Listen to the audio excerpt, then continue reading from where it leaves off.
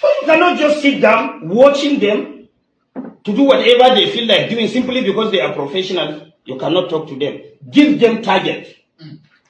During Jonathan, we brought mercenaries. They were about to finish Boko Haram. But because of our complacency and personal aggrandizement and personal interest, we asked them to go back. And we are still battling with the issue. I was in Borno State as a member of a state House of Assembly when the mercenaries were in Borno. There were less than 30. They operate in a place like this. Everybody with a laptop before him, observing what is happening in the bush. The moment they discover an enclave, they will be able to identify how many weapons do they have, what kind of weapons are they using, how many AK-47 do they have, how many explosives do they have. They will take only 3 or 4 people in a chopper, go and clear everything. They will snap pictures before clearing them and bring back exhibit. We are about to finish it. And because of interest, personal interest, that if we allow mercenaries to finish this thing, we are not going to get anything. How much was the bill given by the mercenaries? Even Russia is employing mercenaries to fight for them, isn't it? Are we stronger than Russia? Is there anything wrong if you can bring somebody that can fight for you? There's nothing wrong in that. So I'm sorry if people are saying that National Assembly is not doing the needful, National Assembly is not providing the enabling laws. We have provided all the enabling laws. The enforcement of such laws is not ours. If government is not ready to implement, there is no way we can compel government. The only thing we can advise government. If government refuses to do it, there is no way you can force them, because they have the mercenaries for implementation. It was Abacha who said that if a crime or insurgency lasted more than 24 hours, the government hand is in it.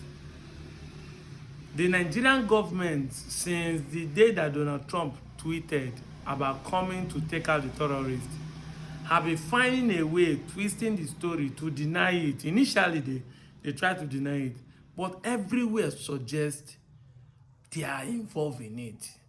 Just like T.Y. Danjuma said, the Nigerian government has colluded. The video you watch is a proof. Look at this again. When Erufai is saying bandits are not doing, they are not like Mazinama and Kano. They are not against the government. Pause and read it. Look at this other one. A bandit came to where they are doing negotiation for peace deal, and he said, the government are the one who told us to engage in banditry. They are the one that called us that we should stop. So the Nigerian government, even during Buhari time, Buhari admitted there is a Christian genocide going on. And look at the names of villages that have been sacked. Evidence, Yakpa. I don't know why you people find it difficult to accept the truth. There is an Islamization agenda. There is a Christian genocide agenda, because the intention is to make sure that everywhere is Islamatized. The intention is to finish what Usman Danfodio started. And we're not the ones saying it. Among them are the ones saying it. That even that time they say, if you finish this thing, our interest. You watch that video. But they will come and be accusing us. I can tell you by the analysis of what I've seen on social media, the reason why every of the media house by this Fulani and the Yorubas are pushing agenda against Igbo, it's just because the Igbos are one of the strongest tribes resisting this Fulanization and Islamatization of Nigeria. If not, Nigeria is already an Islamic state. Nigeria is already an Islamic state. Everything suggests, whether in Naira, in Constitution. Do you know how many times Quran appear in our Constitution? Do you know how many times Islam appear in our Constitution? But nowhere they write Jesus Christ or Christian. Nation, you say, is a secular nation. Is a member of Islamic nation. If not for the Igbos, and the Igbos are the one, the other small groups, the other small ethnic groups around the Igbos, like the Urhobos, the Jaws, the Ibibios, the Anam, the Efik, the Shakiris, the Sokos, and some other ones like the TVs are now perching around the Igbos, because when they want to attack those major places, the Igbos will always be the one to resist them. And that is why there's an deliberate intention to rob every evil that happened on the Igbo, to bring them down, to silence them, to divide them. The many of you are not seeing it, because see, if they can subdue a major tribe like the Igbos, it is easier to diminish or destroy or eliminate or eject all the minority tribe. How many are you people?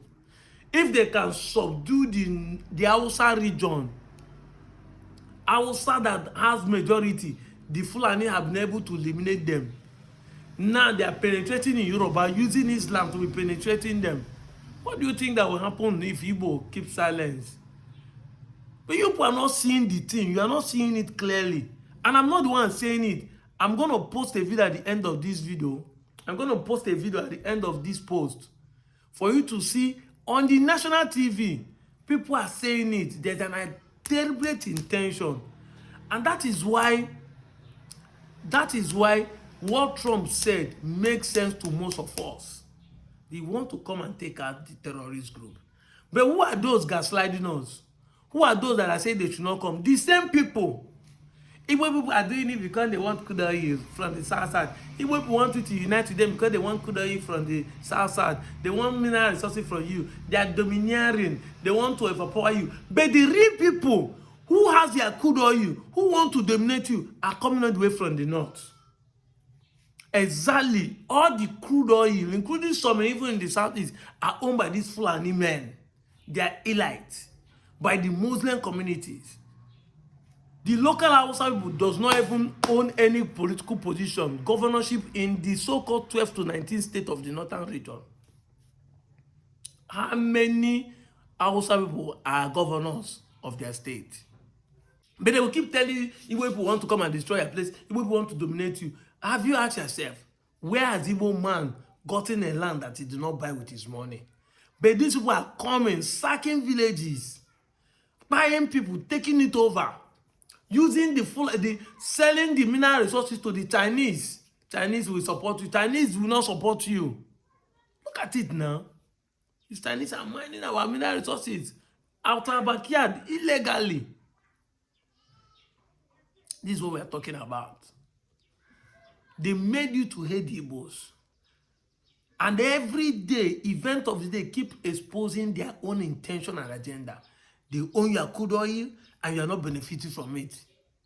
Now, what the intention is that they will keep on taking your land one after the other. And they are coming. Insurgency, they call it first. Bandit, they call it again. Fulani headsmen, they are coming, moving down. Now, Benue is gone. The next place they will start entering is the South-South. Because that's after North Central, it's South-South. And the Igbos has been the one resisting. That's why in the media, they use every propaganda, every falsehood, everything to keep making you hate the Igbos, to divide you and rule you. That's what they succeeded doing in the North. Watch the next video and see what I'm talking about. I'm out of here, John. You may not know, I don't know whether it's out in the news, that the major has been killed. Belongs to some groups, and I know about 3 hours ago, his body was found. He has been killed. So, it's not about ransom. I just want to confirm to Makwe that she is right. It's not about ransom. They just want to pass a message. We can come in. We can do what we need to do. And there are some hardliners in this government that are sponsoring this kind of narratives. They just want to show that they can Islamize this country. They think about Taliban, they think about the Mujahideens, and they want to replicate it in this country. And they don't care what happened. They simply don't care. As long as at the end of the day, there's Sharia, and there is whatever thing they have in their head, and they want to achieve. So these people that are sending messages are sponsored by Nigerians. Sorry if I could follow up on that quickly. Please go ahead. This part of what you just spoke about now, the security agencies gleaned this from those who they arrested over time, saying this is the intention. Absolutely. The intention of it's on the internet. So it's not even about the people we interrogated. The intention is to Islamize Nigeria and practice Sharia. And it doesn't matter if some people die. It doesn't matter if you're embarrassed. It doesn't matter if our economy has degenerated. Look at the interest rate. Look at the inflation rate. Look at the debt profile of Nigeria. They don't care. As long as at the end, the Quran is at the sea.